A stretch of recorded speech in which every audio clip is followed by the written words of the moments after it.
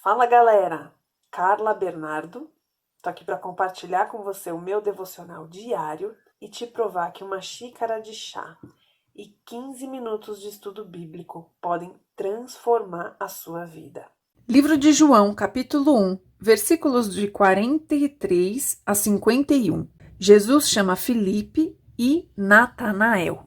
No texto anterior, a gente viu quando Jesus chama 4 discípulos. Aqui em João, ele não dá em detalhes, mas nos outros evangelhos a gente vê que ele chama Pedro e André, que são irmãos, Tiago e João, que são irmãos. 4 pescadores. E aí esse texto é a continuação desse episódio, do encontro de Jesus com esses primeiros discípulos. Por isso que aqui está escrito no dia seguinte. No dia seguinte, há essa história que ele estava contando do chamado de Pedro. Então vamos lá. Jesus decidiu partir para a Galiléia quando encontrou Filipe e disse-lhe: siga-me. Filipe, com André e Pedro, era da cidade de Betsaida. Filipe encontrou Natanael e lhe disse: achamos aquele sobre quem Moisés escreveu na lei, L maiúsculo, lei de Deus. Então, achamos aquele sobre quem Moisés escreveu na lei e a respeito de quem os profetas também escreveram, Jesus de Nazaré, filho de José. Então aqui ele está contando para Natanael: Natanael, encontramos o Messias, aquele que todo mundo profetizou. Os profetas escreveram sobre ele, Moisés falou sobre ele, e ele é Jesus de Nazaré, o vilarejo, né, de Nazaré, filho de José. Nessa cultura sempre a referência era o pai, o avô, né, era sempre a linha genealógica da pessoa. Então sempre vem acompanhado de filho de quem ele era. Esse aqui é um dos textos mais interessantes da Bíblia, porque ele nos confronta. Eu vou contar um testemunho para vocês daqui a pouco, peraí. Vamos ler que eu já conto.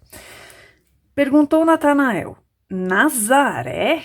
Porque Nazaré era um vilarejo muito pequeno, muito pobre, muito humilde, né? Não era uma cidade grande, desenvolvida, com grandes escolas, né? Com comércio. Era um lugar pequenininho. Alguns estudiosos acreditam que o vilarejo de Nazaré tinha no máximo 300 moradores.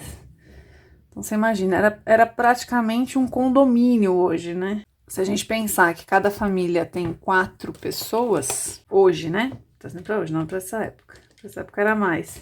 300 pessoas dividido por 4, né? Cada família, a gente tá falando de 75 famílias. Seria um prédio de 75 apartamentos, um condomínio.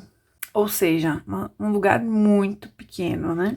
Então, Nazaré, pode vir alguma coisa boa de lá? Por quê? Pobreza. Certamente aí onde você mora tem um bairro ou uma cidade que é referência por ser muito pobre. É um lugar que ninguém quer morar.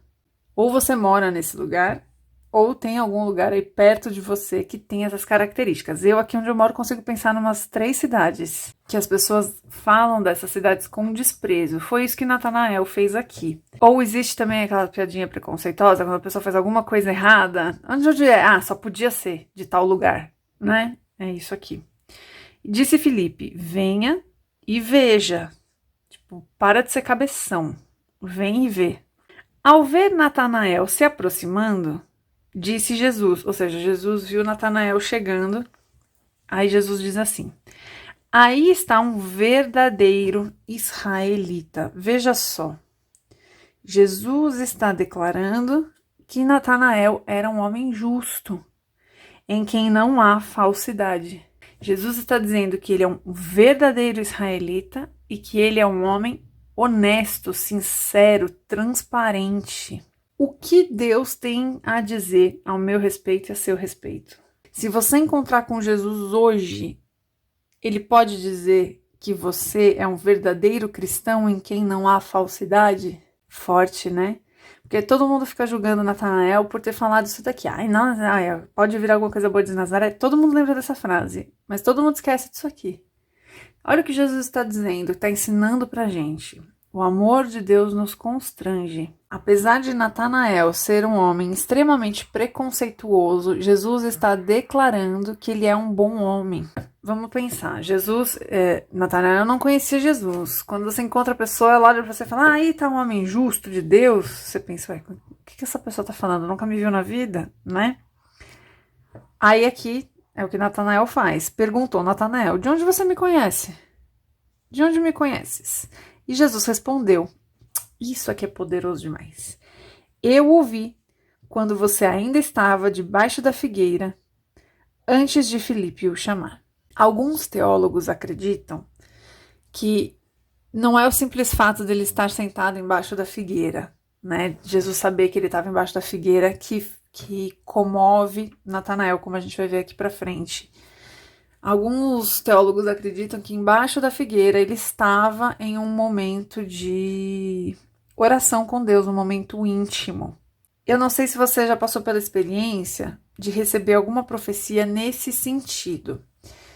Eu, algum tempo atrás, recebi de um profeta a seguinte frase: eu estava com você no ano de 2014.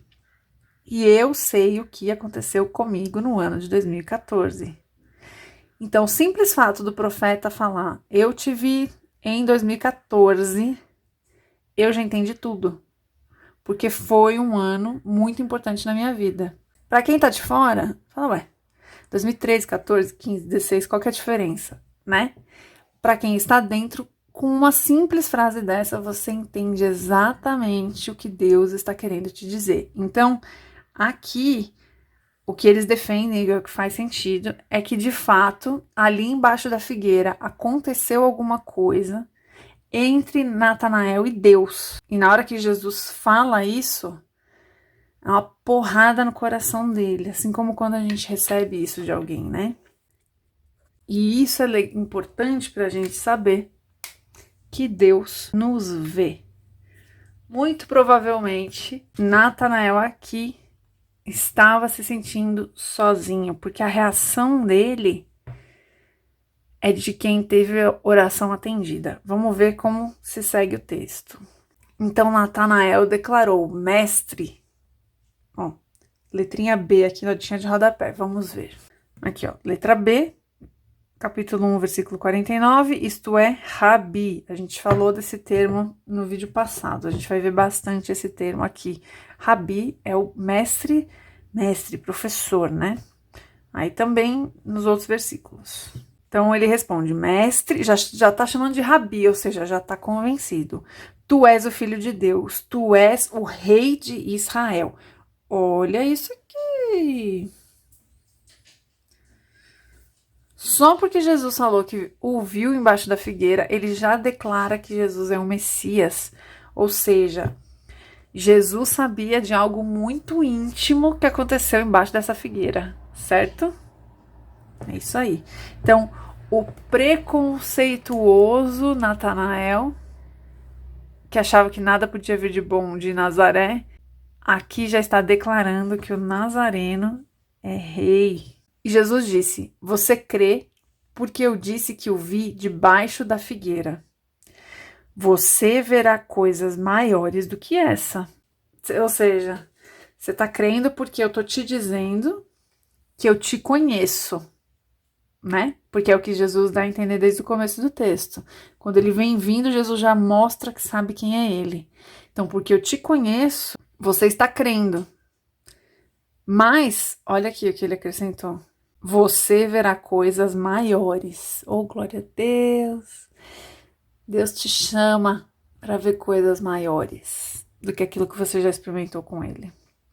E então acrescentou, digo a verdade, vocês verão o céu aberto e os anjos de Deus subindo e descendo sobre o Filho do Homem. Minha canetinha de glitter, cadê aqui? Ó.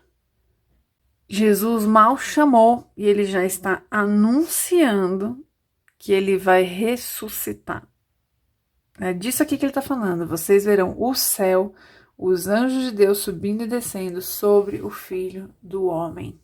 Se você está achando que saber quem você é muita coisa, prepare-se para tudo aquilo que está por vir.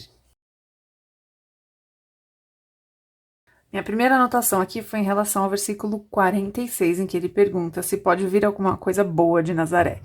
Mesmo pessoas boas podem ser preconceituosas. Gente, preconceito, ele tá encalacrado na gente. É uma luta diária. Sabe o que a gente sempre diz sobre matar a carne todos os dias e se encher do espírito? O preconceito é um deles. Porque a gente tem preconceito com tudo. Como diz o próprio nome, é um pré-conceito. Então, pelo jeito que a pessoa tá vestida, você já imagina algo a respeito dela. Pelo lugar que a pessoa mora, você já tira suas conclusões a respeito dela. É um conceito pré-estabelecido a respeito de algo, né? Então, nós todos temos isso. Não adianta falar que não tem. O que a gente precisa é de Cristo, para que o Espírito Santo livre a nossa carne disso. Que eu esteja vigilante. Por que eu digo vigilante? Porque é o que eu tô falando. É algo inerente do ser humano. Quem diz que não sente preconceito, que não é preconceituoso, é mentiroso, é hipócrita. Que eu esteja vigilante para não cair nesse engano. Falei que ia compartilhar com vocês um testemunho. Tem uma cidade aqui na minha região que eu nunca gostei. Sempre falei mal dessa cidade, sempre achei tudo ruim, já morei nessa cidade, enfim, detestava. E de uns tempos pra cá, Deus tem me levado. Conheci algumas pessoas, algumas irmãs muito cristãs, muito abençoadoras, que são dessa cidade, que são de igrejas dessa cidade. E eu comecei a frequentar igreja nessa cidade. Então, além de ir numa cidade que eu não gosto, não gostava, em nome de Jesus, eu também comecei a frequentar nesta cidade uma denominação que eu desconhecia. E ali, todos os meus preconceitos têm sido massacrados, porque eu tenho visto coisas que em outras denominações eu nunca vi e que eu tenho convicção de que são do céu, ou seja, eu tenho aprendido mais sobre Deus, sobre como Deus faz, como Deus se manifesta, como Deus cuida. E eu tenho aprendido mais sobre esta cidade que eu subestimava e tenho visto quantos profetas, quantas pessoas simples que não são conhecidas e nunca serão, gente humilde, comprometida com o Senhor, gente que ama a Deus, gente que é voltada para a intercessão, para o jejum, que abençoa a vida dos outros. Eu tenho sido muito confrontada em todos os meus preconceitos frequentando esta igreja, tanto pela denominação quanto pela localização. E toda vez que eu frequento algo lá, que eu tenho alguma experiência lá, muito do céu, eu lembro dessa passagem. Eu penso, pode vir alguma coisa boa de Nazaré, porque foi o que eu falei a minha vida inteira. E esse preconceito pode fazer a gente perder a chance de ter experiências incríveis, de conhecer pessoas incríveis, de ver o mover de Deus de maneira sobrenatural e poderosa na vida dos nossos irmãos. Ou seja, o preconceito, ele é diabólico, porque ele já estabelece uma barreira entre você e aquela pessoa, ou aquela situação, e aquele lugar, e aí você deixa de experimentar, você deixa de conhecer, você deixa de viver experiências sensacionais por causa dos muros que a sua mente construiu. A segunda coisa que eu quero anotar e extrair do texto de hoje é que Jesus me vê. Assim como Jesus viu Natanael embaixo da figueira, fazendo sabe-se lá o quê, que levou ele a ter convicção de que Jesus era o Filho de Deus, Deus te vê no teu secreto. Esse nome, essa palavra tá na moda hoje, mas ela é perfeita. Deus te vê no teu quarto, Deus te vê no seu cantinho, onde você ora, onde você estuda a Bíblia, Deus te vê lá no seu trabalho, onde tá pesado, tá difícil, e você vai pro banheiro chorar, orar. Pode parecer que você está sozinho, mas Deus te vê o tempo todo. Jesus conhece a tua vida 100%. Do início ao fim, ele sabe o seu passado, o seu presente e o seu futuro. Jesus te vê. Não deixe de crer nisso. Se talvez agora você não esteja vendo frutos, permaneça, insista. Num dia qualquer em que você não estiver esperando, assim como Natanael, Jesus pode aparecer para você.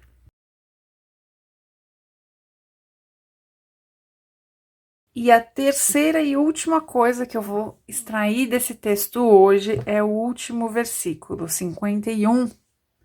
Porque maior do que qualquer profecia será ver Jesus na sua segunda vinda. Maior do que qualquer coisa que alguém possa declarar sobre a sua vida, qualquer milagre que Jesus possa fazer na sua vida, qualquer prova que você possa ter da existência de Deus, maior do que tudo isso, será ver o céu aberto, os anjos de Deus subindo e descendo sobre Jesus na sua segunda vinda. Nós aguardamos por Jesus, ansiamos pelo seu retorno e clamamos a Deus para que a gente consiga perseverar até o último dia das nossas vidas. Que você consiga perseverar, se santificar todos os dias até o último dia da sua vida. Seja o último dia da sua vida hoje, seja o último dia da sua vida quando Jesus voltar. Mas que você e eu estejamos santificados, separados, preparados e principalmente perseverantes. Porque o mundo que se desenha aí diante de nós será cada vez mais difícil. Como diz o meu marido, daqui para frente é só apocalipse. Então, que você e eu consigamos perseverar no Senhor até que Ele volte. Que Deus te abençoe.